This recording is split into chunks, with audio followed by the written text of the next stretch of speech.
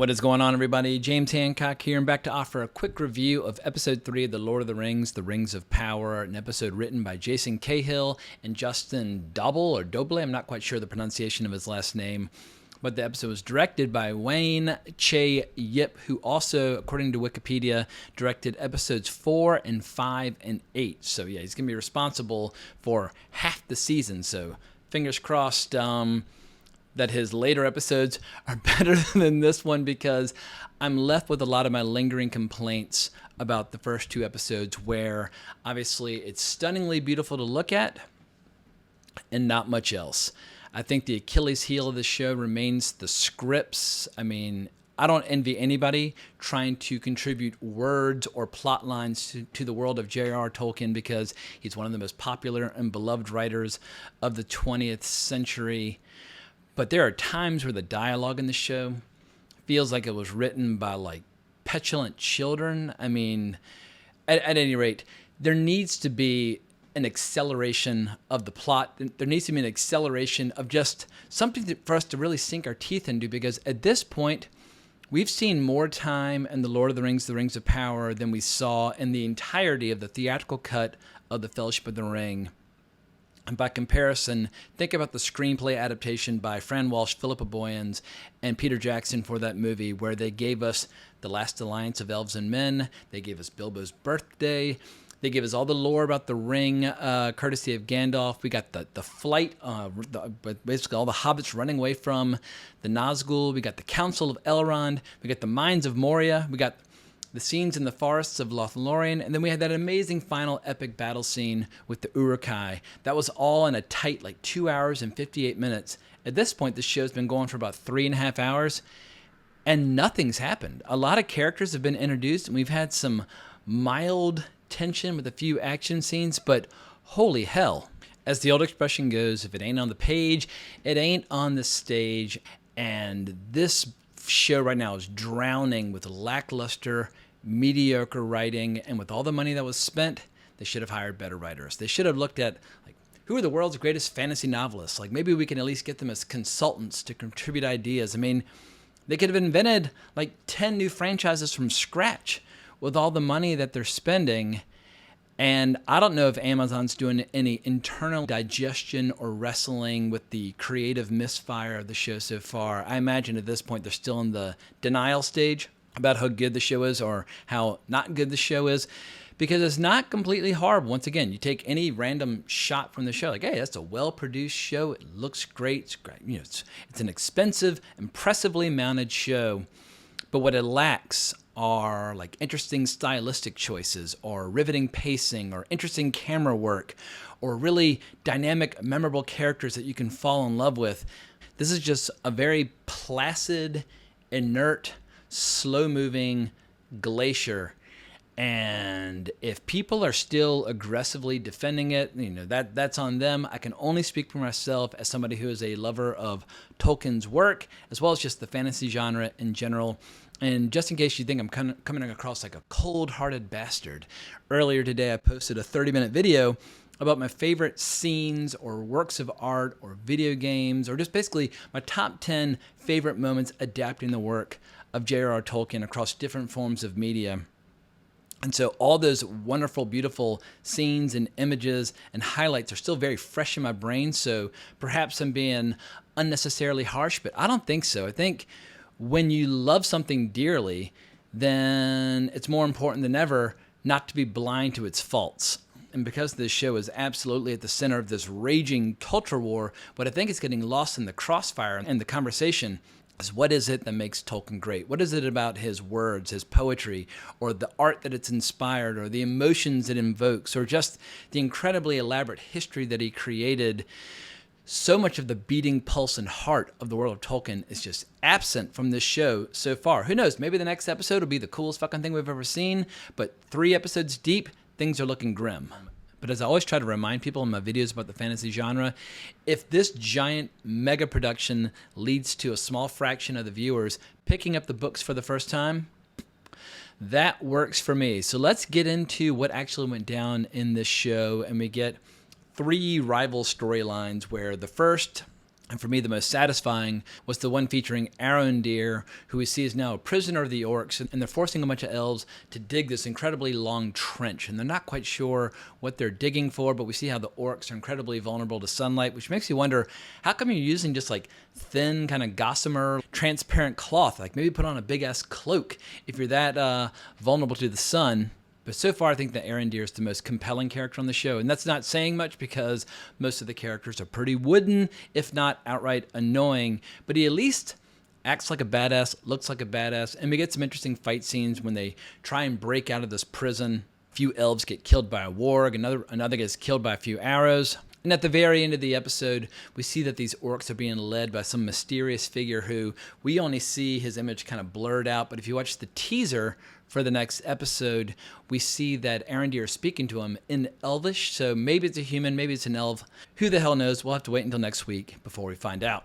My least favorite aspect of the show remains the Harfoots. I mean, they are just driving me fucking crazy. And every time I see them and the stranger, I grit my teeth waiting for the inevitable reveal that they're going to say that character is actually Gandalf. And Gandalf in the lore of Tolkien didn't arrive in Middle-earth until well into the Third Age, but I have a feeling that's what they're going to go with. He keeps messing around with fire, and once again, because Gandalf was given one of the Rings of Power by Círdan the Shipwright, that's why he says in Fellowship of the Ring, I'm a servant of the secret fire. I genuinely, sincerely hope that I'm wrong on that front. I would like that character to be anybody other than Gandalf, but everything about the Harfoots just drives me crazy. All their stupid ceremonies and rituals, I'm not emotionally invested in any of it, and the stupid kind of childish, idiotic humor that those characters embrace, and they all have like disgusting fucking acorns in their hair and everything. It looks like goddamn tumors growing out of their skulls. I don't care about the migrations. And what makes those scenes even worse, the music is so clearly trying to make us feel inspired and warm and hopeful during all these scenes. And they're just making me want to vomit. And those scenes draw to a close with this ridiculous situation where when they're on their pilgrimages, if you're on the outs with the overall tribe, they put you in the back of the caravan in case you can't keep up. And that way it's kind of like if you get lost or you get left behind, that's on you. And we see that the stranger is actually helping them carry their little wagon. I could not care fucking less. And the last major plot line in this episode is all about what happens to Galadriel and Halbrand when they're brought to the island of Numenor. And we get a few little interesting bits of lore that are very simplified and streamlined, because at the end of the First Age, when some humans fought alongside the elves in order to get rid of Morgoth once and for all, those humans that fought alongside the elves were given what was called the Gift of the Valar. They were granted this giant island kingdom that they could make their home, the island of Numenor, and more importantly, their first king was Elros. And Elros is the brother of Elrond, and because Elrond and Elros were considered half-elven, they were given a choice. Do you accept the fate of human beings, or do you accept the fate of elves? We learned that for a very long time, Numenor had an open relationship with the elves, but that at a certain point, they decided to cut off all diplomatic relations with elves, and it might have something to do with what the Queen Regent says to her father when she says that the day that they've been dreading has finally arrived with the arrival of Galadriel. And apparently her father was deposed for being too loyal to the elves. So we're seeing the beginning of this rift, this political rift on the island of those people who are pro-elf versus against the elves. And we see that Elendil, or Elendil, however you want to pronounce this name, is still very much loyal to elven culture, elven history. He maintains this library that was created by Elros a long time ago. And so while initially Galadriel might be a little hostile to Elendil, eventually she comes to see him in a new light. And what's interesting about the portrayal of Galadriel in this show is how at this point in the lore, she's already several thousand years old. You would think she would have accumulated wisdom, diplomacy skills, grace, patience, but instead she immediately makes enemies of like half the people on Numenor. And so it's not just the fans who don't like this portrayal of the character, it's the characters in the show. And anyway, I think the dialogue in the show is just horrendous. It seems like it was written by like spoiled brat children having a temper tantrum. It just makes me appreciate Tolkien all the more. But like lines like, the sea is always right. They just keep saying that. It's almost as bad as like, evil dies tonight, and like that fucking stupid Halloween movie that came out last year. But we see the Queen Regent giving a sword to Elendil and requesting a specific service from him. And we also see that Pharazôn is just a chancellor right now, but for anybody who has not yet read the appendices of The Lord of the Rings, all I'll say is keep a close eye on Pharazôn. He's going to be a major character as the story develops. And we get a little bit of drama with Halbrand getting into trouble because he wants to be a blacksmith, but first he has to join a guild. So he gets a bunch of guys drunk and steals their crest and gets in this really brutal fight. And they end up throwing him in a cell. And while he's in the cell, he's visited by Galadriel, and she calls him out on how she finally has learned that he's actually an heir to a position of leadership in the Southlands. And Halbrand admits that that is so, but he has another ancestor who swore a blood oath to Morgoth. But the real big reveal of what's going on in the Southlands is that the sigil that Galadriel's been tracking and trying to learn about, it's actually, when you turn it sideways, it's a drawing of the lands in the Southland that will become Mordor, where you basically see the exact same mountain range. And that Sauron and all of his followers have basically just been biding their time, waiting for this moment to renew this war on Middle-earth.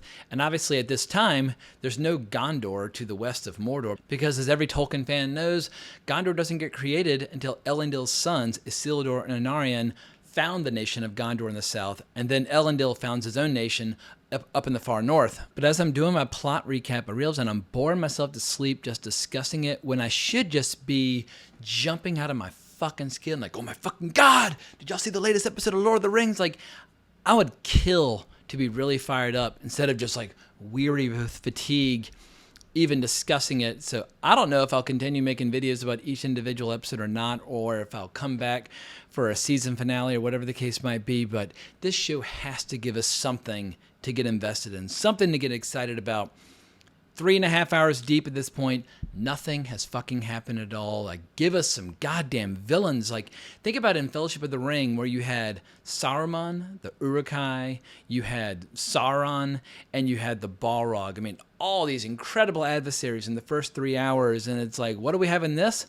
Like, a couple little orcs that are a mild threat to Arondir. In any case, on the whole, I try to stay largely positive on this channel by just celebrating the shows and movies and comics and novels and video games that I love and adore, but I'm very invested in Tolkien. I know a lot about Tolkien. I've spent a lot of my life watching the animated films, playing the video games, reading the books, watching the live-action movie adaptations, and so it's just criminal to me that this show is so goddamn boring. It's one of the biggest missed opportunities creatively that I can think of, like in the last 10, 15, 20 years, where they've got everything they need except for that little spark, that pulse, that creativity that makes a story soar.